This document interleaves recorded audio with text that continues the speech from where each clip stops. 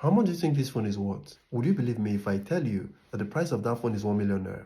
1 million naira for an Infinix phone. So how did a brand that Nigerians used to refer to as Chinko go from making phones for the poorest of the poor to taking over the African mobile phone market? To get the full story, you need to understand what Nigeria looked like in 2006. GSM had become available just a few years back and people were so excited to even have a phone at all. In those days, SIM cards were selling for up to 20,000 naira. In fact, at some point, they were selling for 50,000 naira. Not the phone, just the SIM card. The phone that almost everyone wanted was Nokia. So in 2006, while everybody else were fighting over the European and American markets, a Chinese company noticed something. Africa's mobile phone penetration was around 10 to 20% in most countries. Transion basically looked at Africa and its over 1 billion people and said, there's a lot of opportunity here. When they launched Techno, the devices were basically touchlight phones. They were those kind of devices that their battery could last for 5 whole days. And when they ring, they could ring down the house. Nigerians were basically like, what were these ones? And because most people wanted a Nokia or a Samsung in those days,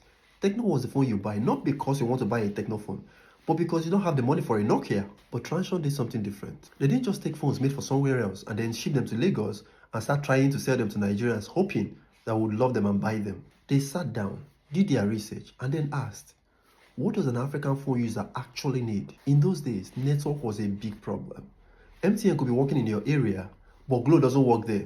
So you need multiple SIM cards to be able to be online at every given point in time. Transion launched dual SIM phones far ahead of many of its competitors. They realized that electricity supply was a major issue in many of those markets. So they built phones that their batteries could last for 5 days, 1 week. When they realized that the cameras of some of their competitors were not designed to work well with dark skins, they poured millions of dollars into research to come up with cameras that work very well with dark skin. These guys planted car care service centers everywhere. But Transion didn't just sell one brand, they created 3.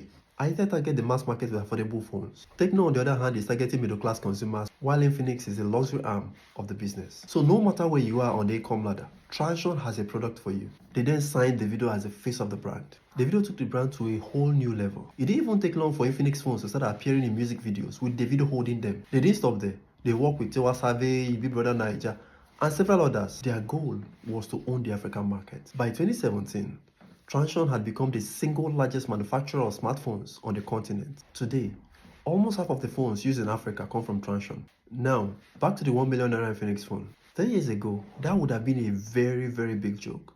Infinix, 1 million naira phone. How's how now?